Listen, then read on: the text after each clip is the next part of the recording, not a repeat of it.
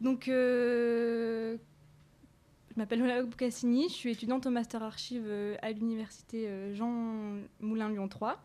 Et ce soir, je vais vous présenter l'histoire de la nécropole nationale de la Doua à travers mes recherches que j'ai effectuées l'année dernière dans le cadre de mon mémoire de recherche sous la direction de monsieur Olivier Châtelain.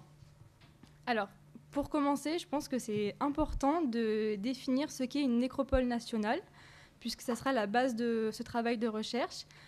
Pour cela, on peut s'appuyer sur la définition juridique du ministère des Anciens combattants et victimes de guerre, qui précise qu'une nécropole nationale regroupe les corps des combattants morts pour la France en temps de guerre, bénéficiant d'une sépulture perpétuelle entretenue aux frais de l'État dans un terrain acquis par celui-ci. Alors, pourquoi l'importance d'étudier les nécropoles nationales ? Il faut savoir qu'en France, les études sur ce sujet-là sont peu nombreuses et la recherche sur les cimetières militaires ne se renouvelle absolument pas ces dernières années, ce qui peut nous sembler déconcertant quand on connaît le grand nombre de cimetières militaires sur le sol français. Par ailleurs, les études déjà réalisées sur ces lieux funèbres, dans la plus grande partie des cas, sont dédiées à la Première Guerre mondiale, et les cimetières militaires élaborés lors du second conflit militaire n'a fait que très rarement l'objet d'études et d'analyses. Ce phénomène peut s'expliquer en partie par une ampleur mémorielle restreinte pour la Seconde Guerre mondiale, on le sait, et également puisque les nombreux cimetières militaires de la Première Guerre mondiale ont été agrandis pour accueillir les soldats de la Seconde Guerre mondiale. Généralement, les études menées sur les nécropoles nationales s'intéressent dans leur ensemble à la fonction et à la représentation de ces cimetières militaires, mais leur aménagement, le transfert et le regroupement des tombes dans ces vastes nécropoles sont souvent laissés de côté. Pourtant, comme on va le voir, ces différents aspects méritent d'être mis en lumière puisqu'ils sont révélateurs de plusieurs enjeux. Donc ainsi, c'est pour ces raisons que j'ai décidé de réaliser mon mémoire de recherche l'année dernière sur la nécropole de la Doua, qui est un lieu de mémoire faisant partie intégrante du paysage lyonnais, mais qui, force est de constater, reste souvent méconnu. Lorsqu'on évoque ce site funéraire, c'est souvent et uniquement l'histoire du charnier de la Doua qui ressort. Alors cette découverte des corps, elle n'en est pas moins intéressante, puisqu'elle est la phase initiatrice, les prémices d'un vaste projet, celui de la construction de la nécropole de la Doua, qui finira par abriter tous ceux qui se sont éteints au cours des conflits mondiaux du XXe siècle. Alors le but de mes recherches était, à l'aide des archives sur la Doua, conservées principalement ici aux archives municipales de Lyon, mais également au RIS de Villeurbanne, de reconstruire historiquement la construction de la nécropole. Je pensais au tout début que j'allais être confrontée à la réalisation d'un projet linéaire, sans difficulté, assez rapide et qui réunirait de multiples acteurs se retrouvant en total accord autour de ce projet. Mais en réalité, j'ai découvert qu'il n'en était rien et que cette construction a été un projet lourd et riche d'enjeux qui dépasse à de nombreux niveaux une simple construction fonctionnelle. La construction de la Doua, c'est un projet chargé de sens et de signification qui a souvent abouti, comme on va le voir, à des conflits pour tenter de trouver un consensus entre l'État, les familles des défunts, les associations d'anciens combattants et les municipalités.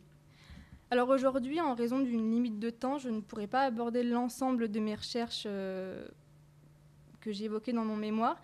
J'ai donc choisi de m'intéresser plus particulièrement de manière chronologique à la construction de la nécropole et à l'inhumation et au transfert des corps des soldats de la Première et de la Seconde Guerre mondiale à la Doua. Ainsi, je vais laisser de côté la question de la mémoire transnationale avec l'inhumation des soldats étrangers, ainsi que l'étude des principes généraux d'aménagement des cimetières militaires. Donc, dans un premier temps, on va voir la naissance du projet. Dans un second temps, on s'intéressera au projet de regroupement des tombes de la Première Guerre mondiale. Dans un troisième temps, on étudiera les obstacles à la construction. Et enfin, la problématique du choix des corps. Alors, pour commencer, à la libération de la ville de Lyon, le 3 septembre 1944, les opérations de recherche des personnes décédées ou disparues pendant la période de l'occupation allemande commencent activement à Lyon. Elles se font à Lyon sous l'initiative des équipes mortuaires de la Croix-Rouge, dirigé par le frère Benoît, donc de son nom Henri Galdin, qui a eu un rôle central dans la création de la DOA, puisqu'il était c'est ce dernier en fait qui organisait les fouilles des charniers à la fin de la Seconde Guerre mondiale. Ces opérations, elles sont également sous l'initiative du Bureau des Inhumations de Lyon, ainsi que du service régional d'identité judiciaire. Alors rapidement, ces recherches, elles sont orientées vers le site de la DOA, situé sur la commune de Villeurbanne. Ce site a tout un long passé. C'était un terrain communal qui est devenu une propriété du ministère de la Guerre, qui progressivement l'a transformé en caserne, en terrain d'entraînement pour l'armée, et différentes installations ont pris place progressivement, comme un émetteur et une station de télécommunication pendant la Première Guerre mondiale. Puis, lors de la Seconde Guerre mondiale, ce terrain est réquisitionné par l'armée allemande. Alors, le tribunal militaire allemand, il s'installe à Lyon et il y siège de 1944 à mai 1945. Et dans ce contexte, une partie des accusés, après avoir été jugés par le tribunal allemand, est condamnée à la prison de Montluc. Puis ils seront exécutés sur le stand de tir de la DOA. Ces fusillades, elles se font dans la plus grande discrétion. On va dissimuler les exécutions, on cache les corps en les enterrant à la hâte, et les bruits des détonations se mêlent très facilement à ceux des entraînements militaires. De ce fait, à la fin de la guerre, la Croix-Rouge et le service d'identité se doutent rapidement de l'existence d'un lieu d'exécution sur ce terrain militaire dont les Allemands avaient le contrôle. Les équipes y découvrent le stand de tir et présument ainsi l'existence d'un peloton d'exécution et donc potentiellement la présence de corps. Et en effet, à la fin de l'année 1944, ce sont 7 corps qui sont exhumés, mais en raison d'une grosse crue du Rhône, les opérations sont interrompues pendant une année et elles ne reprendront qu'à l'été 1945. C'est donc en septembre 1945, lorsque les fouilles reprennent, que seront finalement découverts 77 corps près du stand de tir de la DOA. Parmi eux, 78 seront identifiés, des soldats, des sous-officiers, des maquisards, des étudiants, des ouvriers. Et les corps restants, qui n'ont pas été identifiés, sont réinhumés de manière provisoire et symbolique devant la butte de tir de la DOA.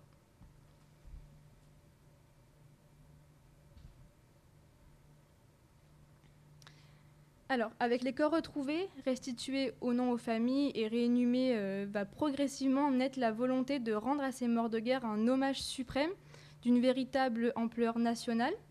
Et c'est à travers ce désir d'ériger un cimetière militaire sur le terrain de la DOA que cet hommage et cette mémoire vont se matérialiser dans l'espace.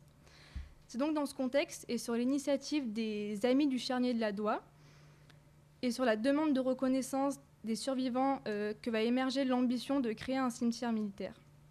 Alors, dans les documents d'archives, j'ai pu noter que très rapidement, le maire de Lyon, Édouard Herriot, dans la perspective d'honorer le souvenir des fusillés de la DOA, apporte son soutien et son concours au projet. Il obtient très rapidement du gouverneur militaire de Lyon, Marcel Descours, de s'associer pleinement à cette entreprise et de faire étudier la possibilité d'ériger un champ funèbre sur la butte de tir de la DOA pour en faire, dans un premier temps, un tout petit cimetière de patriotes. Mais peu de temps après, les objectifs du projet vont s'élargir. On va commencer à se demander si ce potentiel lieu de sépulture ne pourrait pas en réalité être l'amorce de la création d'un cimetière militaire national beaucoup plus vaste, où seraient regroupés les tombes militaires qui sont actuellement disséminées dans les divers cimetières lyonnais. Donc on voit bien qu'en fait les intentions du projet initial migrent très rapidement d'un petit cimetière de patriotes vers un haut lieu de mémoire nationale pour l'ensemble des victimes de la Seconde Guerre mondiale. C'est donc en octobre 1945, motivé par les familles, les associations d'anciens combattants, l'autorité militaire et la municipalité, que Édouard Herriot va décider de faire parvenir la demande directement à Paris au ministère des Anciens Combattants et Victimes de Guerre. Cette demande, au-delà de la volonté d'hommage national, est également motivée par la symbolique du choix du lieu, puisque ce terrain où ont été retrouvés les corps des victimes a été le témoin direct des exécutions des résistants de la Seconde Guerre mondiale. De ce fait, le terrain se fait comme un véritable écrin mémoriel. Il a vocation à devenir un lieu de mémoire. La décision d'ériger le cimetière autour de la butte de tir de la DOA s'est imposée comme une évidence pour les initiateurs de ce projet par la nature du lieu. Donc le ministère des Anciens Combattants, après avoir reçu la demande du maire de Lyon, n'est pas complètement défavorable au projet. Cependant, comme on va le voir, il va juger ce dernier comme étant beaucoup trop prématuré à la sortie de la guerre, mais il sera accepté en 1949. Mais je vais expliquer en détail après. Donc maintenant, on va s'intéresser au projet de regroupement des tombes de la Première Guerre mondiale qui vient très rapidement s'imbriquer dans celui de la création de la nécropole. Alors, outre le contexte de la fin de la Seconde Guerre mondiale qui pousse, comme nous l'avons vu, les familles, la ville de Lyon, les anciens combattants, à réclamer la création d'un cimetière militaire à la Doua, un autre projet d'une très grande envergure vient se rattacher à celui-ci. C'est le regroupement à la Doua du coup des tombes de la Première Guerre mondiale qui sont disséminées dans l'ensemble des cimetières communaux de Lyon, donc à savoir Croix-Rousse, Loyasse, Guillotière ancien et Nouveau. Alors, à la fin de la Première Guerre mondiale, et par les délibérations du Conseil municipal du 25 octobre et 29 novembre 1920, la ville de Lyon, elle attribue la sépulture perpétuelle dans les carrés militaires des cimetières communaux aux militaires décédés à Lyon et ayant droit à la sépulture accordée par l'État, mais également aux militaires morts à la suite de blessures ou de maladies contractées au front, ainsi qu'à ceux qui sont décédés à Lyon pendant le conflit, mais toutefois sans avoir obtenu la mention « mort pour la France ». On voit ici qu'on a une situation particulière, puisque normalement, selon le cadre juridique, pour bénéficier d'une telle sépulture, l'acte de décès doit mentionner l'indication « mort pour la France ». De ce fait, dans les cimetières communaux lyonnais, les concessions militaires, elles se répartissent donc en deux types, celles accordées par l'État et celles accordées par la ville de Lyon par voie de dérogation. Ces sépultures, elles sont accordées par la municipalité, elles débordent totalement de la stricte application des textes de loi. Et ce phénomène s'explique puisque la ville de Lyon en fait, a souhaité, à la fin de la Première Guerre mondiale, satisfaire l'ensemble des demandes de toutes les familles lyonnaises endeuillées qui désiraient un lieu de sépulture pour se recueillir. Alors au début des années 20, il n'y avait aucun souci de place dans les cimetières communaux lyonnais. En conséquence, attribuer des carrés militaires à un grand nombre de soldats, même ceux qui ne bénéficiaient pas de la mention mort pour la France, ça ne posait aucun problème. Cependant, dans les années 30, l'extension des carrés militaires épuise rapidement les disponibilités de terrain et le ministère des Pensions va demander à la ville de Lyon de se limiter désormais au texte de loi et de ne plus attribuer de sépulture perpétuelle en l'absence de la mention mort pour la France. Puisque le fait d'attribuer de telles sépultures, eh bien, ça a causé dans l'espace funéraire lyonnais un important encombrement des cimetières et notamment plus de place pour les morts civiles qui ont continué à avoir lieu à la suite de la guerre. Ce qui explique que pendant cette période d'entre-deux-guerres, le service municipal des inhumations de Lyon se préoccupe davantage de cette problématique et réfléchit désormais à un projet de regroupement des tombes de la Première Guerre mondiale en vue de désengorger les cimetières communaux. C'est un projet tout d'abord de caveau monumental avec alvéole individuel pour chaque cercueil qui a été imaginé au cimetière ancien de la Guillotière, mais ce projet sera rapidement mis de côté, notamment pour des raisons d'ordre budgétaire, en raison de la mauvaise conjoncture de l'entre-deux-guerres, qui renforce l'aspect très dispendieux de ce genre de projet.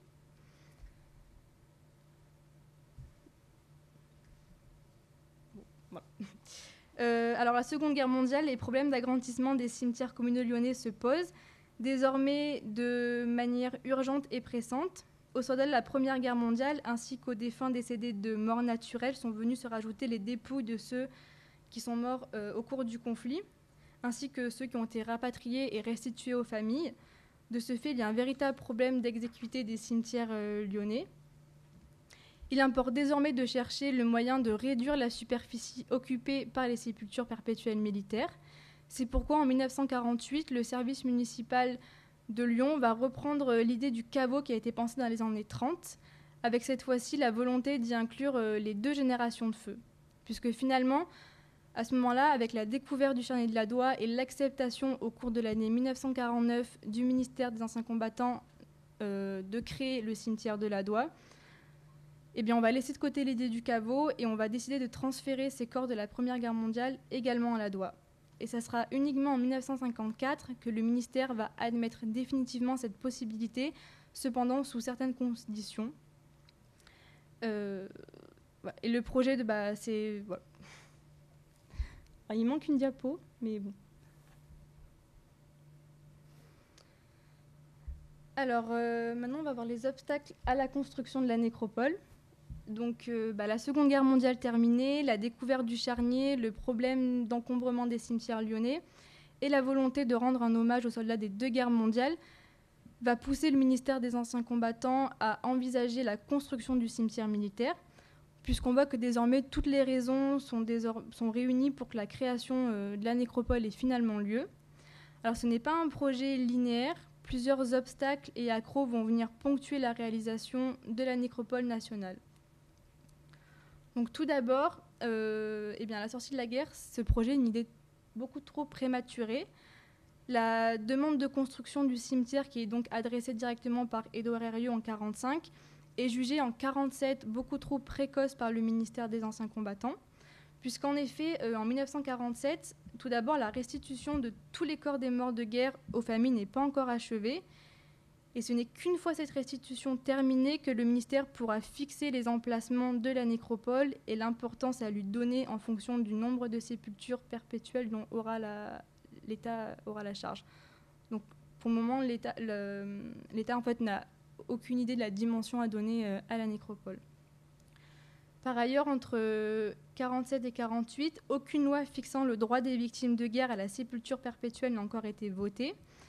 En effet, la Seconde Guerre mondiale elle a été beaucoup plus multiforme que la première et la population civile a été beaucoup plus mêlée et victime de la guerre que dans les conflits passés. Il faut donc tenir compte de ces nouvelles formes de décès et ces nouvelles catégories de victimes.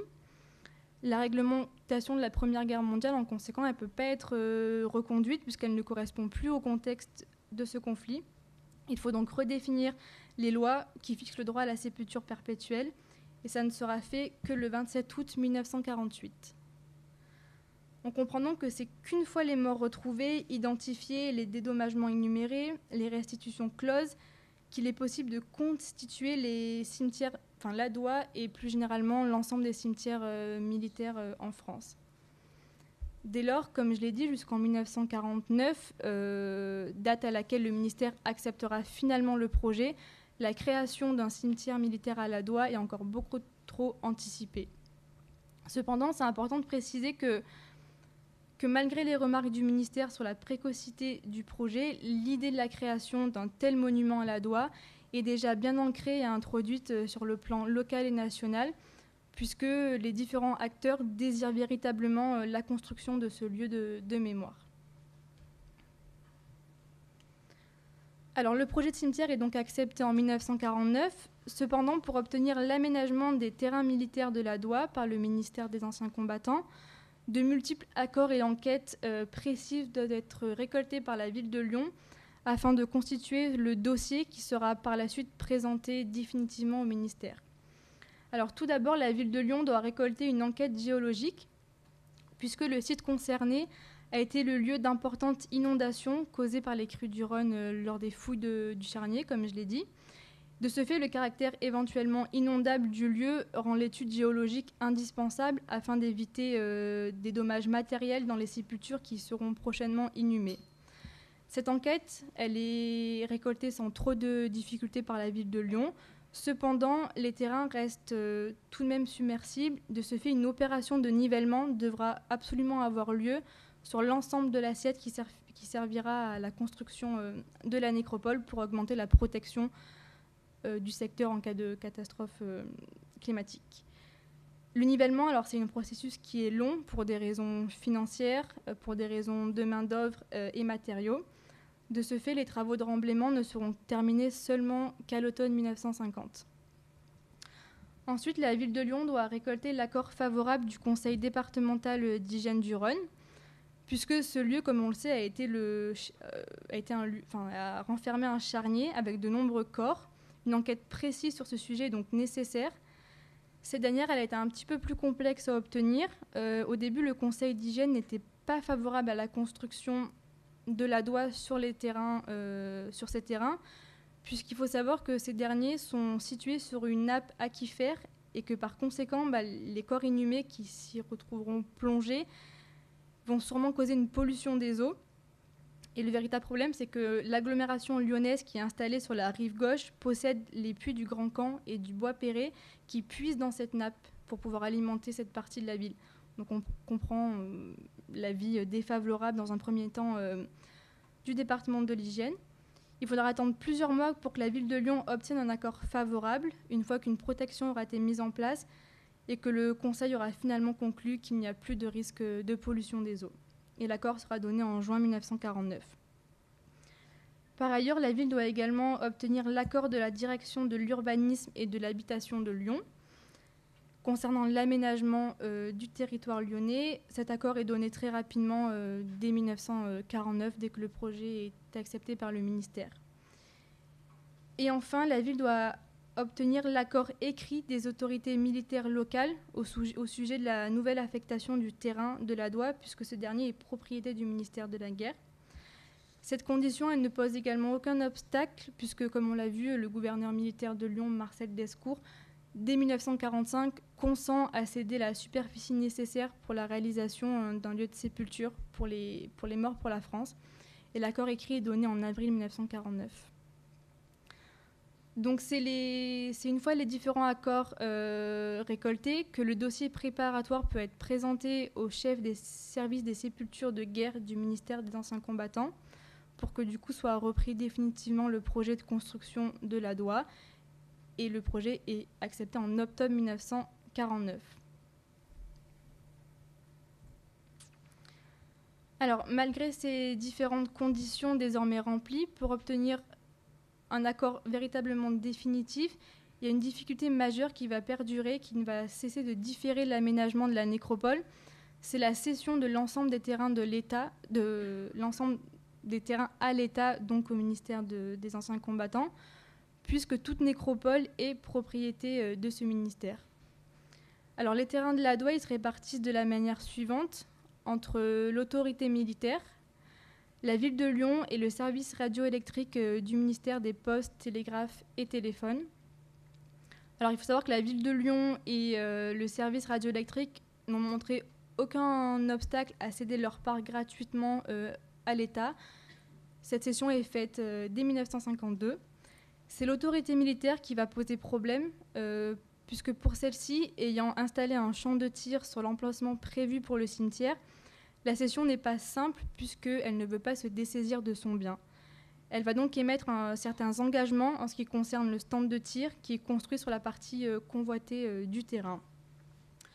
Par ailleurs, pour les pouvoirs locaux et les associations d'anciens combattants, les familles et la municipalité, il reste cependant impensable de ne pas obtenir cet espace pour l'édification du cimetière, puisqu'il représente le lieu même des exécutions, et ce lieu doit donc être le sanctuaire même du cimetière et le symbole de la lutte clandestine contre l'occupant.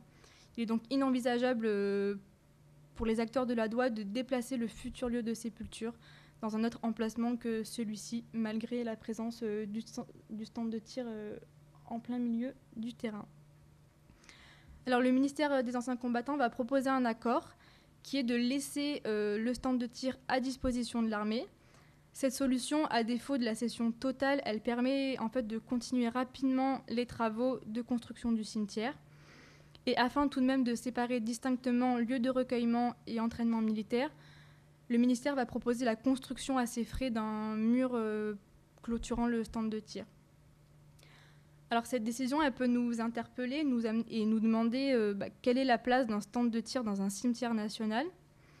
Cette question, elle a également fortement interpellé et suscité des réactions chez les acteurs de la Doua. Et c'est dans cette dynamique-là que le délégué interdépartemental va tenter d'intervenir auprès du ministère des Anciens Combattants et du préfet du Rhône pour que ces derniers obtiennent du gouverneur militaire la cession pure et simple du terrain sans le maintien du stand de tir. Puisque le maintien d'un stand de tir au cœur d'une nécropole apparaît inapproprié et totalement paradoxal dans un lieu où doivent reposer silence, recueillement et respect. Mais malgré ces arguments, le refus de l'autorité militaire va persister. Le maire de Lyon va tenter lui-même d'intervenir une nouvelle fois auprès du ministère de la Guerre. Après plusieurs négociations, le l'autorité militaire va consentir à céder la majeure partie du terrain de la Doua, mais sous réserve uniquement que le stand de tir soit maintenu dans le domaine militaire et que, comme prévu, un mur d'isolement soit construit. C'est donc de cette manière-là que la session est enfin conclue, le 12 février 1952. Le procès-verbal de session est enfin signé. Toutefois, l'autorité militaire conserve le stand de tir, dont le bâtiment, hélas, se situe en plein cœur du vaste emplacement. Alors, les signatures de cession des terrains obtenus, le ministère des Anciens Combattants peut désormais réaliser le projet qui a été formé dès 1945 concernant la fondation d'un cimetière militaire à la Doua. Les nombreux travaux d'aménagement de la nécropole s'enchaînent, nivellement du terrain, comblement du chemin, terrassement. Ces derniers ne seront pas réalisés aussi rapidement que souhaité, puisqu'en effet, il faut savoir que les cimetières militaires ont été créés dans des circonstances où les autorités ont cherché avant tout à concevoir un programme en fait, de construction méthodique et pratique et surtout à moindre frais. De ce fait, l'engagement des dépenses, la réalisation des devis, la recherche des entreprises lyonnaises les plus qualifiées mais les moins onéreuses ont considérablement ralenti l'élaboration du cimetière. Et ça ne sera finalement que le 7 juillet 1954, par un arrêté préfectoral que le cimetière militaire est officiellement délimité et inauguré. Et c'est une année avant, en 1956, que le long transfert des corps des deux guerres mondiales, dont l'État doit assurer l'entretien à perpétuité, va débuter véritablement. En ce qui concerne le stand de tir, l'autorité militaire quitte le terrain de la Doua en 1957. L'Institut national des sciences appliquées, donc l'INSA, et le campus universitaire y sont créés. Dans les années 1960, après négociation avec l'INSA, le stand de tir sera finalement enfin détruit pour laisser place au mur des fusillés, qui commémore aujourd'hui le souvenir du sacrifice des 77 patriotes qui ont été retrouvés dans le charnier de la Doua.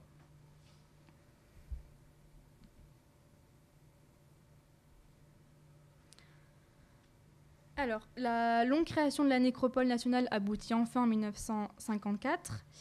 L'idée de rassembler à Lyon, dans un même cimetière, les dépouilles mortelles de toutes les victimes des deux guerres mondiales prend enfin forme. Mais tout comme la construction même de la nécropole, les transferts ne se déroulent pas sans difficulté. Pour qu'un corps puisse avoir accès au cimetière militaire de la Doua, un long processus et de strictes politiques doivent être respectés. Et en effet, l'ensemble des victimes des morts de guerre n'ont pas accès à ce lieu qui est réservé à des catégories bien précises et prédéfinies par la loi. Par ailleurs, il faut savoir qu'aucune décision concernant l'entrée à la Doua et le déplacement des dépouilles ne peut être prise sans l'assentiment des familles. On voit donc que faire entrer les victimes de la guerre à la Doua est donc une tâche très délicate qui soulève des questions sensibles situées toujours à la limite du deuil privé, de la mémoire collective et du respect de la juridiction.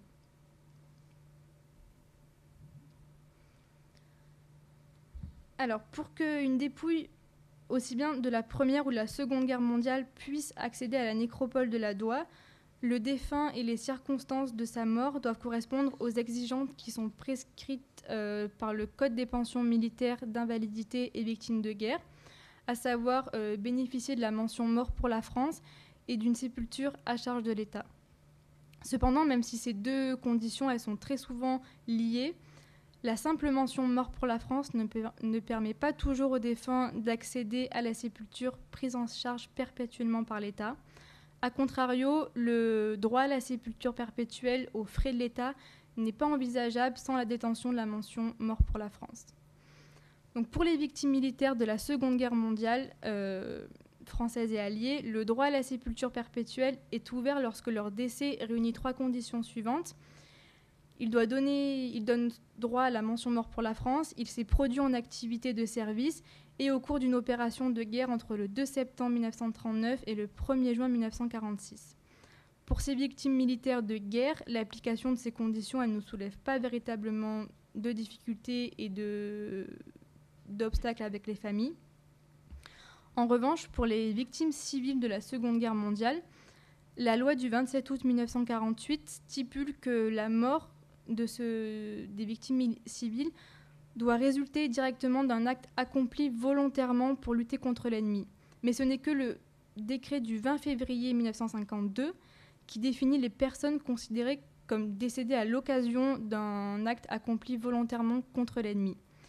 Ces conditions peuvent être résumées de la manière suivante. Ça concerne en fait les décès des personnes auxquelles la carte de déporté ou d'interné résistant a été délivrée, le décès des personnes auxquelles la carte de combattant volontaire ou de la résistance a été attribuée, et le décès des personnes considérées comme membres de la résistance, des pensions militaires fondées sur le décès ou l'invalidité.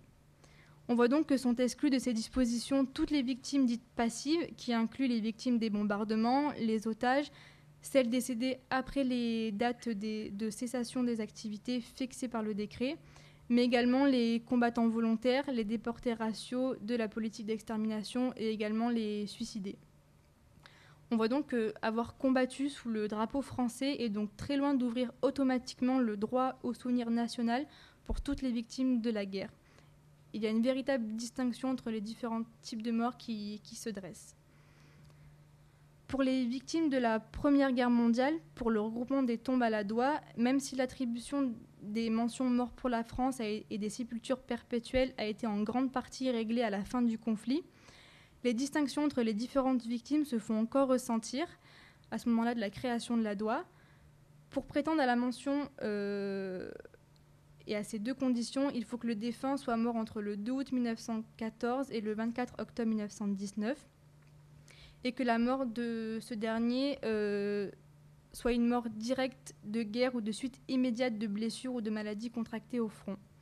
Ainsi, une fois de plus, les militaires morts en prison, les fusillés, plus largement ceux qui sont encore une fois décédés après la date de cessation des hostilités, ceux morts pendant la guerre mais dont leur décès n'a pas été considéré comme une cause immédiate de la guerre, ou encore ceux dont le décès est la conséquence tardive des conditions de vie au front, font partie des oubliés, puisque également entre les deux guerres, des hommes ont continué à mourir chaque année de blessures ou de maladies physiques ou mentales contractées pendant leur service.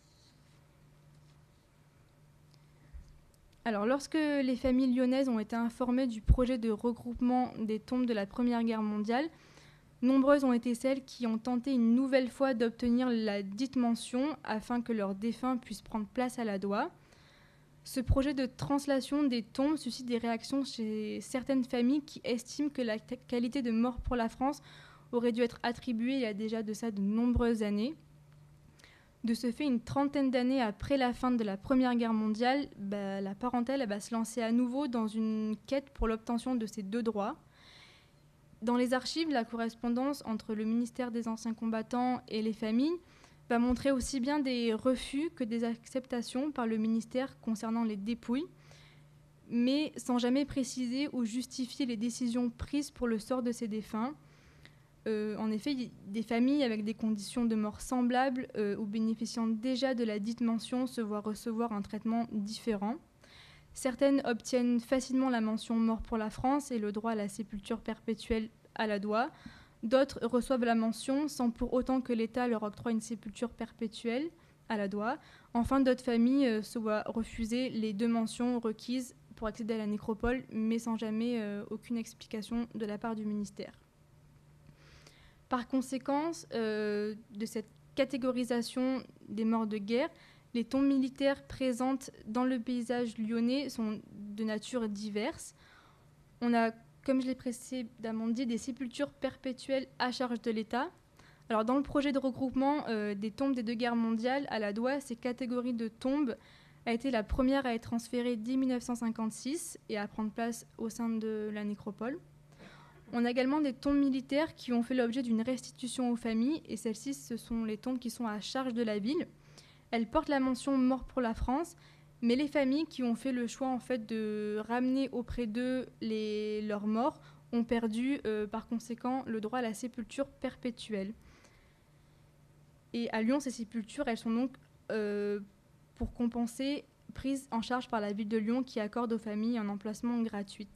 Ces tombes, elles n'étaient pas prévues dans un premier temps dans le projet de regroupement à la Doua, mais finalement, dans un souci de pérennité de leur mémoire et de leur entretien, Le maire de Lyon va finalement adresser cette demande en 1956 auprès du ministère pour inclure cette catégorie de tombes à la doigt. Et ça ne sera qu'en 1965 et après de longues démarches que le projet est finalement accordé et que les tombes à la charge de la ville pourront être transférées à la doigt, marquant une véritable exception au protocole et au droit en vigueur, puisque c'est normalement que les tombes à la charge de l'État qui peuvent y entrer. Et enfin, dans les cimetières communaux lyonnais, on a des tombes qui ne bénéficient ni de la qualité mort pour la France, ni de la sépulture perpétuelle accordée dans un carré militaire ou dans une nécropole nationale, mais qui renferment quand même en fait des défunts qui ont participé de quelconque manière au conflit. Et celles-ci ne seront jamais transférées à la doigt.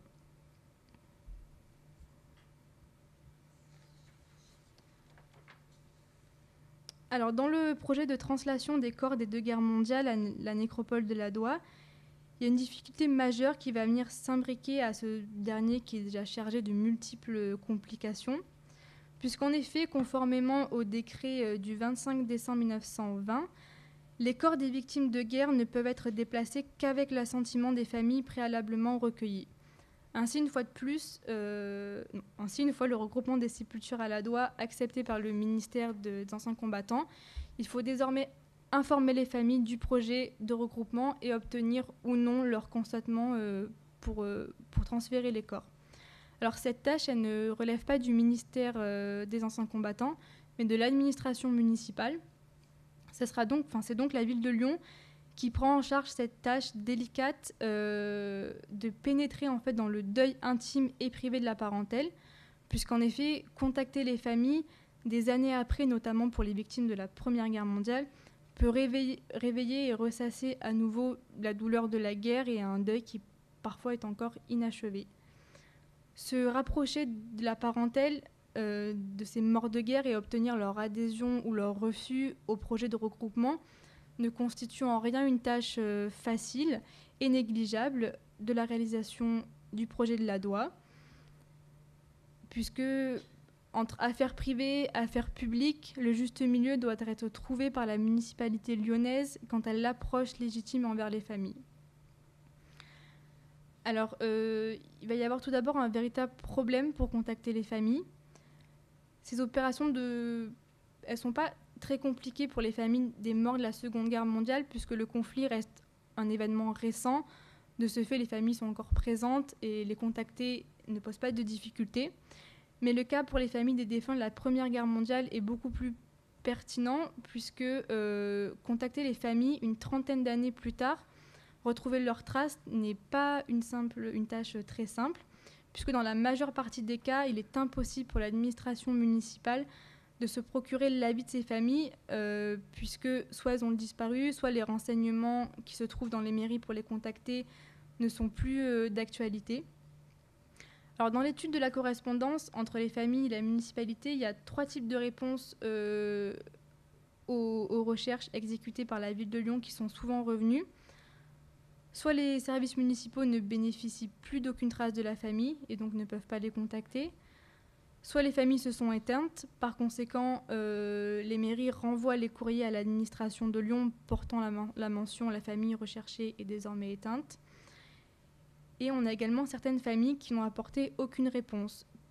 Alors, ça peut se justifier par le fait que les générations de plus en plus distantes temporellement des défunts de la Première Guerre mondiale se désintéressent de plus en plus de leur mort.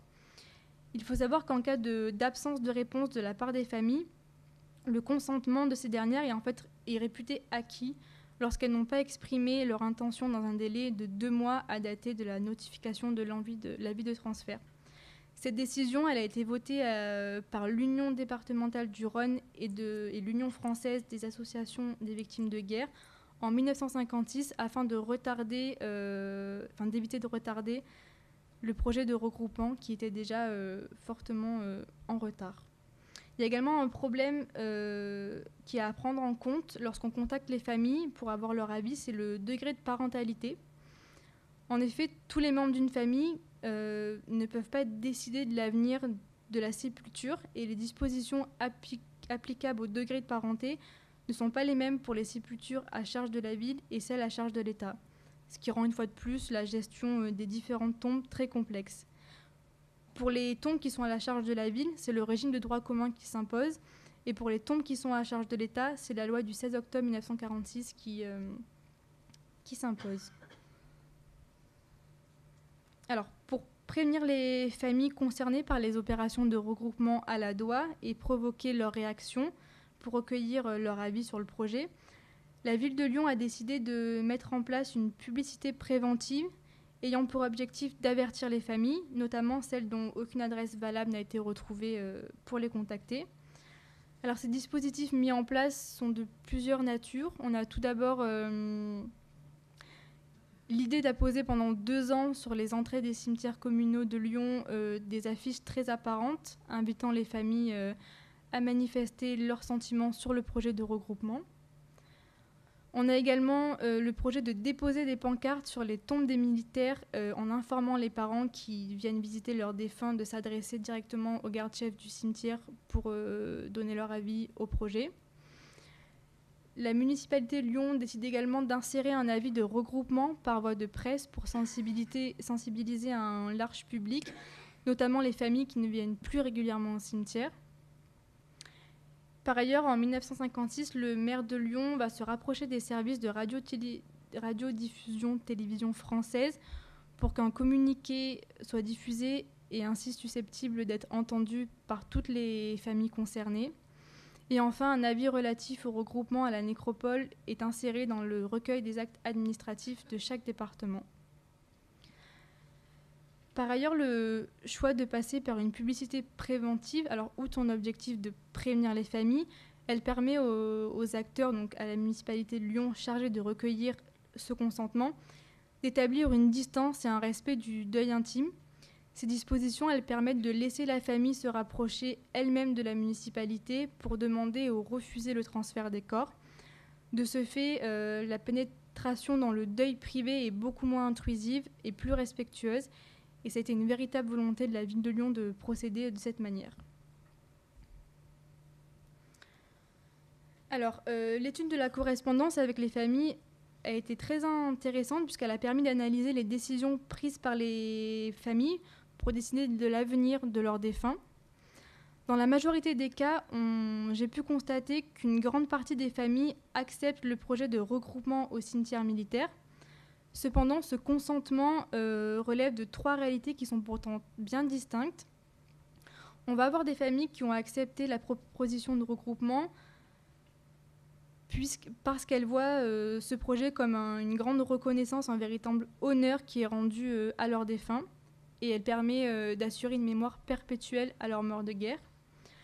Par ailleurs, on a des familles qui ont accepté de déplacer les tombes à la DOA, mais pour des raisons pratiques et financières, mais souvent à contre-cœur, puisqu'en effet, dans le projet de regroupement, si les familles n'acceptaient pas de transférer leur mort à la guerre, elles perdaient le droit à la sépulture perpétuelle. De ce fait, la tombe tombait dans le régime de droit commun et elle devenait à charge de la famille. Et il y a beaucoup de familles qui n'avaient pas les moyens en fait, d'entretenir une telle sépulture pendant plusieurs années ou de racheter une concession funéraire. Par ailleurs, d'autres familles ont refusé, et ces raisons dans la correspondance, elles sont toujours d'ordre affectif et émotionnel. Les familles désirent toujours en fait transférer le corps de leurs défunts à proximité de leur lieu de résidence, afin que le corps soit réinhumé dans un caveau familial, puisque certaines familles en fait ne supportent tout simplement pas l'idée que leurs morts soient enterrés loin, sans aucun membre de la famille autour d'eux, et qu'ils se retrouvent dans un cimetière entouré d'inconnus.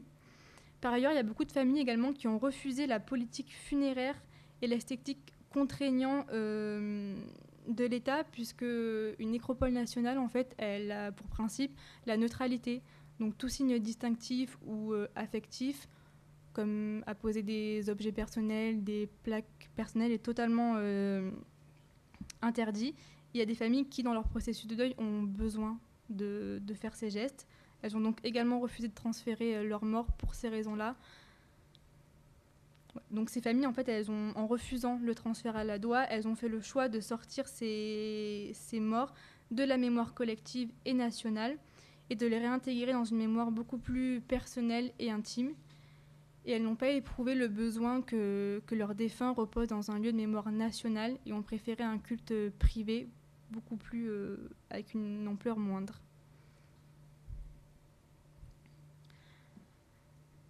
Alors, l'assentiment des familles recueillies après plusieurs années de recherche et d'échanges, les transferts ont lieu, incluant alors les tombes de la Première et de la Seconde Guerre mondiale à charge de l'État, ainsi que les sépultures à charge de la ville restituées aux familles. De ce fait, dans les années 60, la grande majorité des tombes qui prennent place dans les cimetières communaux ont été reprises et transférées à la DOI. Malgré tout, entre 1965 et 1970, il reste dans les cimetières communaux lyonnais un certain nombre de tombes qui sont isolées et conservées. Alors, ce sont exclusivement des tombes de la Première Guerre mondiale. On a pu en recenser environ 900, dont les familles en fait, n'ont pas réagi aux opérations de transfert. Et sans avis des parents, la municipalité n'a pas pu déplacer les corps et les ont donc maintenus. Et ces tombes sont également celles dont elles n'ont jamais eu le droit au transfert à la DOI, puisque ne possédant pas la mention mort pour la France. Alors la ville de Lyon, elle va souhaiter reprendre ces terrains-là, et le ministère des Anciens Combattants va juger qu'il n'y a plus aucun motif valable désormais pour les conserver. Cette situation complexe de choix des corps, d'échange avec les familles et de maintien des sépultures dans les cimetières lyonnais dure maintenant depuis une dizaine d'années. Et la municipalité et le ministère en fait, conviennent qu'il est désormais temps de clore définitivement cette question du regroupement des tombes à la DOI. Cette décision elle est également motivée pour deux raisons principales qui sont ressorties des archives. Tout d'abord, l'état de plus en plus précaire des tombes et leur aspect dégradé, puisqu'elles ne sont souvent plus entretenues par les familles et également par le personnel municipal qui désormais ne fait plus qu'à la Toussaint. Par conséquent, ça donne un aspect très dégradé et affligeant et une piètre idée de la reconnaissance et de l'hommage rendu à ceux qui sont décédés pour la France. Contrairement aux tombes qui ont été transférées à la DOI et qui sont entretenues de manière décente et à perpétuité dans un cimetière. Par ailleurs, trouver une solution pour ces tombes, c'est également éviter à long terme un conflit entre les familles, mais également avec la municipalité, puisque en effet, comme je l'ai précédemment dit, il y a une grande partie des familles qui auraient préféré le maintien des tombes en fait, dans les cimetières communaux et qui n'ont transféré leurs corps que pour pouvoir conserver le droit à la sépulture perpétuelle et à un entretien à charge de l'État. Les familles dont les corps des défunts ont été transférés dès 1956 y voient donc une injustice, puisque alors qu'elles ont réanimé à contre-cœur les leurs à la nécropole, d'autres familles ont pu laisser reposer les morts une dizaine d'années supplémentaires dans les cimetières communaux, sans qu'aucune contestation ne soit faite jusqu'à la fin des années 60. Donc, le ministère des Anciens Combattants et la ville de Lyon, ils ne peuvent pas décemment faire disparaître les restes de ces hommes qui doivent être moralement conservés compte tenu des promesses qui ont été faites envers les morts de guerre et leurs familles il y a une quarantaine d'années en arrière pour un hommage et un souvenir perpétuel en échange de leur sacrifice. Il est évident que les familles s'éteignent progressivement et que les tombes concédées à perpétuité basculent progressivement dans l'oubli, dans la déshérence. C'est donc plus que jamais à l'État et à la ville de Lyon de faire subsister par-delà la vie et les années passantes la mémoire de ces victimes de guerre. Donc, c'est dans les années 70 que la municipalité de Lyon envisage comme solution pour ces tombes de regrouper les restes dans un ossuaire commun. Alors, il y a deux catégories d'ossuaires qui ont été examinées pour ce projet. Tout d'abord, déposer les ossements conservés dans un ossuaire construit spécialement pour recevoir les restes exhumés des concessions militaires, ou alors placer les restes de ces dépouilles dans un ossuaire déjà existant dans un cimetière. C'est cette décision qui sera acceptée et choisie par la ville de Lyon, puisqu'elle permet d'éviter d'engager une nouvelle fois de longs travaux et de nouvelles dépenses importantes pour l'aménagement. Et ce sera donc au cimetière ancien de la Guillotière que la ville de Lyon envisage de déplacer les restes de ses défunts. Alors le choix en fait, de ce caveau se fait uniquement dans un souci d'économie et de praticité. Le transfert se fait dans le courant des années 1974 et 1975. Et la question des sépultures militaires présentes dans les cimetières communaux à Lyon semble être enfin close de cette manière-là. Cependant, le choix d'un ossuaire nous amène à nous interroger sur le droit, le respect à la sépulture individuelle pour les morts de guerre, puisqu'en effet, les ossuaires militaires sont dans leur ensemble généralement destinés à recevoir les ossements humains des corps inconnus ou non identifiés. Et la volonté de transférer ces restes humains dans l'ossuaire d'un caveau ou du cimetière de la Guillotière et par conséquent de les faire passer d'une sépulture individuelle avec une inscription qui les identifie clairement rappelle les pratiques anciennes où les morts de guerre n'étaient pas enterrés dignement. Pour cette raison, et tout de même conscient de cette problématique, la municipalité elle s'engage à respecter le principe d'individualité et précise que, bien que cet ossuaire soit certes une sépulture collective, les restes de ces hommes seront néanmoins individualisés avec soin dans des boîtes à ossements individuelles. Mais toutefois, la ville de Lyon n'envisage pas que ces restes humains soient clairement identifiés et reconnus comme ils peuvent l'être lorsqu'ils reposent dans une tombe où l'inscription nominative les distingue très clairement. En effet, le chef du service des inhumations de Lyon va proposer de graver sur le mur de tête du caveau une inscription anonyme à la place des noms de ces hommes. Et ça sera l'inscription aux militaires lyonnais morts pour la France en 1914 et 1918 qui est finalement choisie. Mais cette identité, ces noms, on peut se demander s'ils ne comptent pas autant, voire plus en fait, que les restes matériels. Comment se souvenir de ces victimes si aucun signe ne permet de les identifier, de les individualiser? Mais malgré cela, ce sera cette proposition de cette inscription qui sera adoptée par la ville. Et ce sera de cette manière que la question des regroupements des corps sera définitivement close.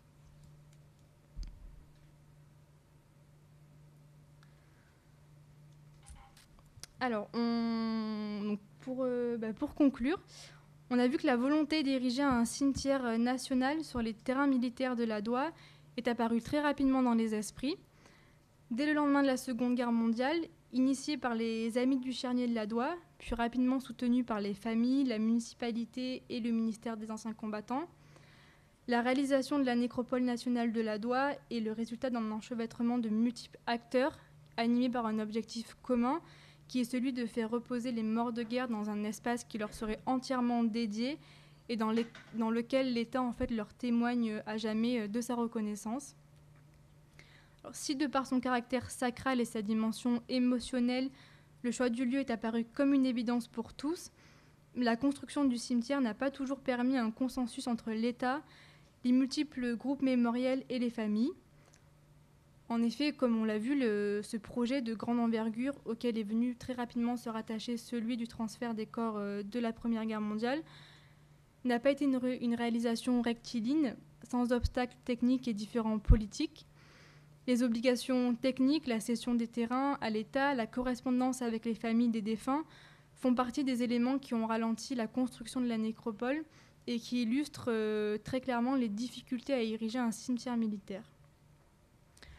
Par ailleurs, la question du choix des corps a été un sujet central dans l'élaboration du cimetière. À qui doit-on rendre hommage? À quelle mort est adressé ce site funéraire?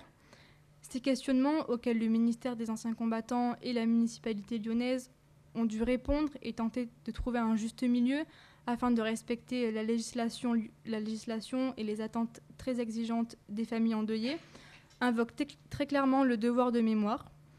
Mais dans ce contexte, celui-ci est forcément conflictuel, puisque chaque famille, chaque groupe de victimes estime avoir droit à la nécropole nationale, jugeant que les conditions d'accès au site excluent de nombreuses victimes.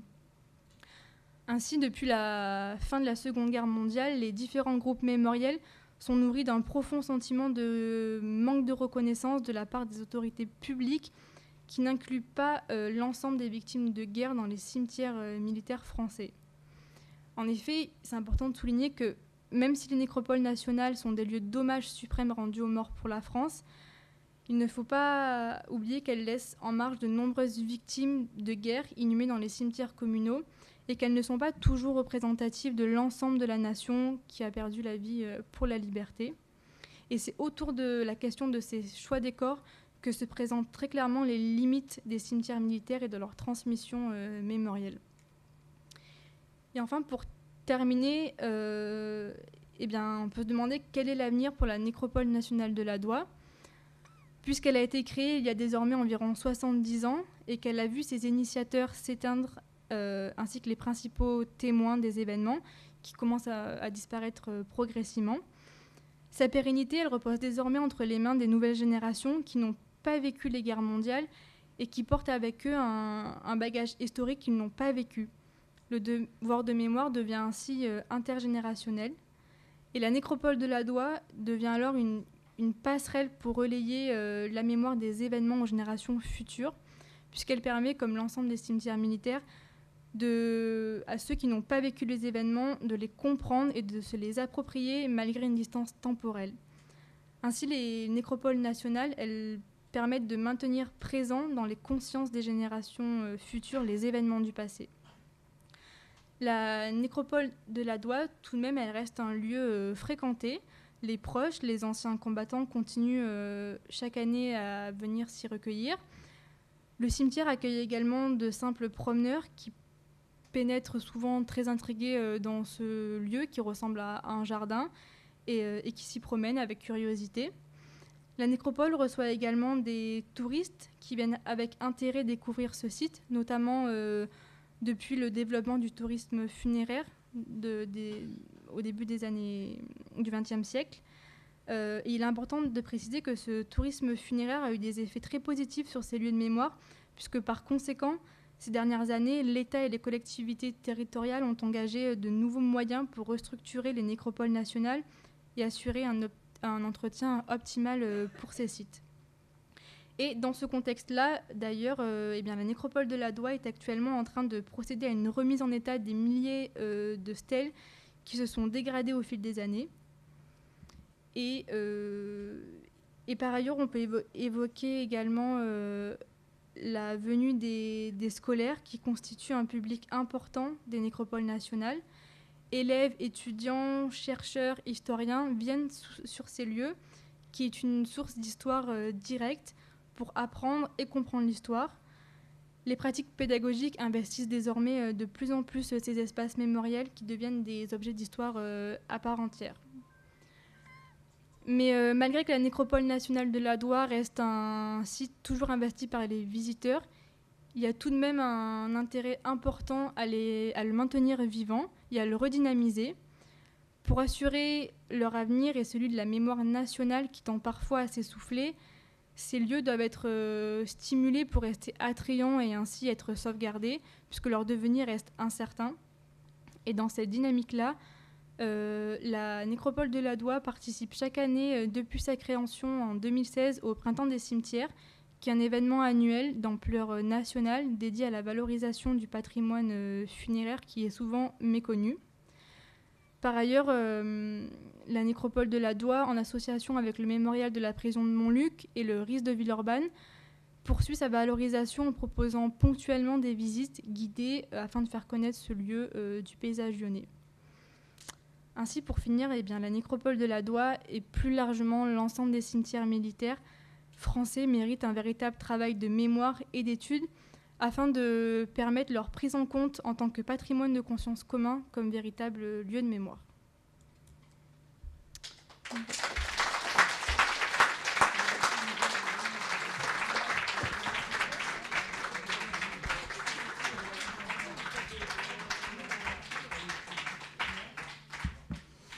Eh bien, les nombreux et chaleureux applaudissements témoignent de l'intérêt que vous avez su provoquer.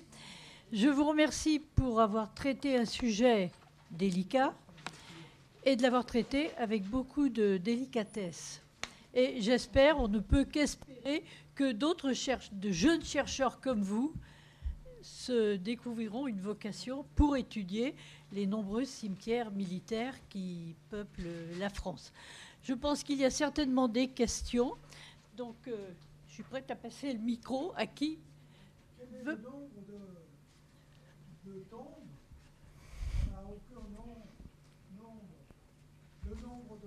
de gens de la guerre de 14 et de la... On n'a donné aucun chiffre sur le nombre de personnes qui sont inhumées dans ce... Je vais vous le retrouver, je l'ai Nécropole. inscrit.